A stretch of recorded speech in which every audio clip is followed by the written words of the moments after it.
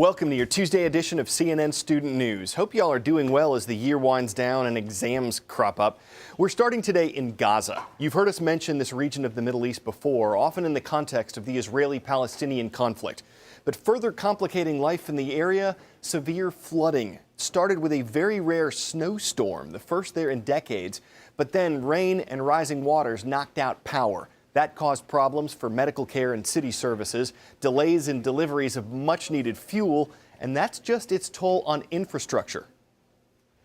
In a place already blighted and bleak from years of war and a lack of resources, a winter storm is pushing people to the brink. In some of the tightly woven neighborhoods, several days of torrential rain have created rivers where there should be roads.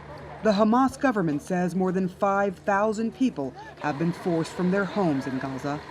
Iyad and her 6 children fled to an overcrowded shelter. They had no choice but to abandon the room they all slept in and leave behind everything they had. She says she came here because her house was destroyed. The roof fell in and water soaked the mattresses and blankets. There was no way to salvage things and dry out. The lone power plant was shut off last month, causing 12-hour blackouts due to a fuel shortage. On a tour of the destruction brought by the winter storm, a Hamas minister gets an earful as he approaches a farmer. "I might freeze to death," the farmer yells. The farmer is distraught because the storm has flooded his fields and frozen his crops, which means he will suffer a long, difficult year, not just a hard winter. He says he's totally ruined. There's nothing left, not the greenhouse, nor his fields of peas, carrots, cucumbers, and potatoes. It's all completely destroyed, he tells us. Here, the blame game is an endless stream of slights Hamas lays at Israel's feet, but the blame goes both ways. An Israeli-Egyptian blockade that Israel says is in place to curb the flow of weapons into Gaza is also slowing down the import of things such as fuel and building supplies. On Friday, Israel opened the main crossing to allow in fuel and water pumps to help alleviate the flooding. According to the UN agency there, the damage from the flood has created disaster zones in parts of Gaza. In a place that is always lacking, more help can't come soon enough. The U.S. National Security Agency has made international headlines this year. It started when a former NSA worker named Edward Snowden leaked classified information. Part of it indicated that the NSA had collected billions of phone and email records of American citizens. Well, a federal judge ruled Monday that the NSA's collection of American phone records is unconstitutional, that it was likely a violation of privacy rights. The ruling's in favor of 4 plaintiffs suing the government, but it's limited only to those 4, not everyone whose phone records might have been collected. This ruling could open the door to more legal challenges, though. The U.S. Justice Department is studying the ruling. It says the NSA's spy program protected the privacy of American citizens.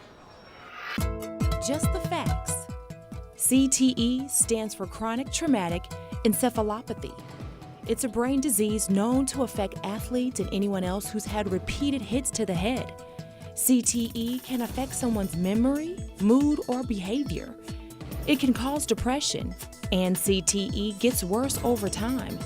This disease is only diagnosed after someone dies. A quote at baseballreference.com says Ryan Freel made it fun to watch if you care about baseball, but hard to watch if you cared about him. The outfielder and baseman repeatedly risked his body for the game. A year after his suicide, his family released information that shows he's the first major leaguer diagnosed with CTE. It's hoped that can help doctors better understand brain injuries. Ryan Freel played baseball without fear, diving after balls and crashing into walls. In his 8-year Major League Baseball career, Freel estimated that he'd suffered 10 concussions, but his family says the real number may be even higher.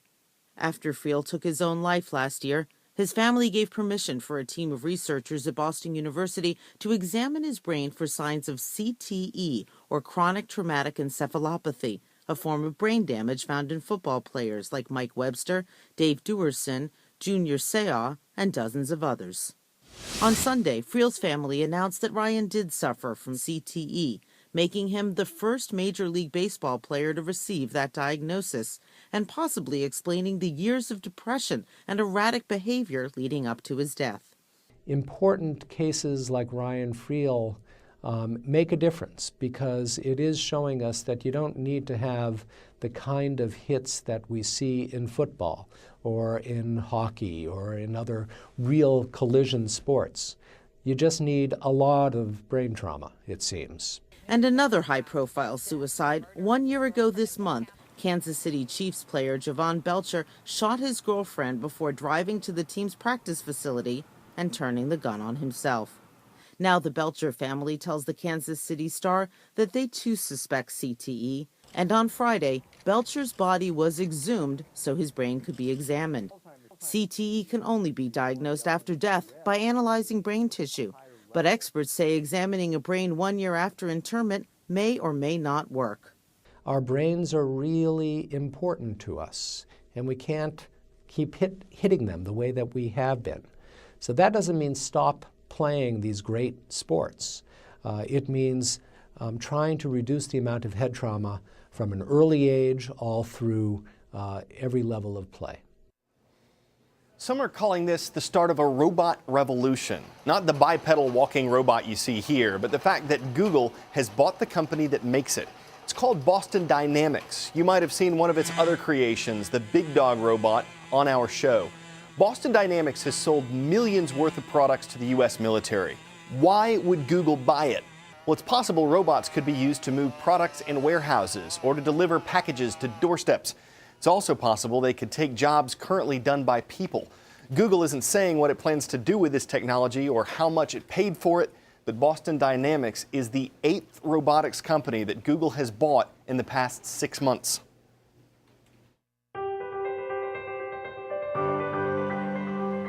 Well, if compassion, giving, and generosity are part of the Christmas spirit, an exceptional example is in today's character study. Layaway helps you reserve something you want to buy, like a gift. You pay part of the price up front, and then the store holds it for you until you pay the rest over time.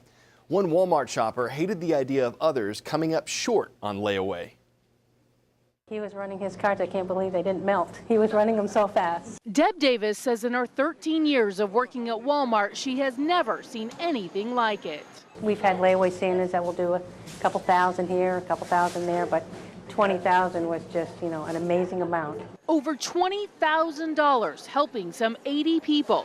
It happened this past Saturday, and we now know that layaway Santa is Greg Parody, a local financial planner who was supposed to be here buying bicycles for Toys for Tots when he decided to do a little more. So I came back here and I saw him standing here with his credit card, and he was just swiping and swiping. Cindy Nazaro is his business partner and snapped these photos of Parody paying away. He had heard a lady out in one of the aisles talking about how she needed to pay off her layaway, but she didn't think she was going to be able to take care of all of it this year, and so he just walked back here and started in.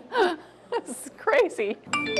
Deb says several people who had items on layaway immediately started getting text messages telling them a payment had been made, while others didn't find out until days later when they came into the store. Tears, surprise. I mean, I thought there was one lady that actually, after she cried, she had to sit down because we thought she was going to faint.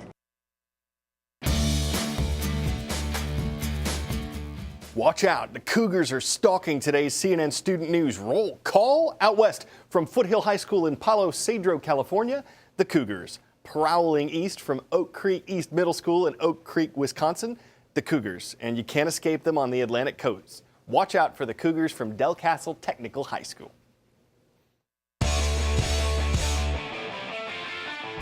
Kind of looks like any bike ride at first, but can you handle what's on the handlebars? Some chose not to, cuddling while pedaling a teddy bear. Others at this event in Florida bore almost more than they could bear. The event's intended to extend a helping hand to children in need, bringing them bears in a really creative way. The teddy bear ride's been such a success that the Suncoast Cycling Club's spoken of doing it for years to come. It's one way to ensure a very Merry Christmas, a holiday stuffed with good cheer, a December to remember. Even the sight of it, like our puns, makes some plush. I'm Carl Azus at CNN Student News. Rides again tomorrow.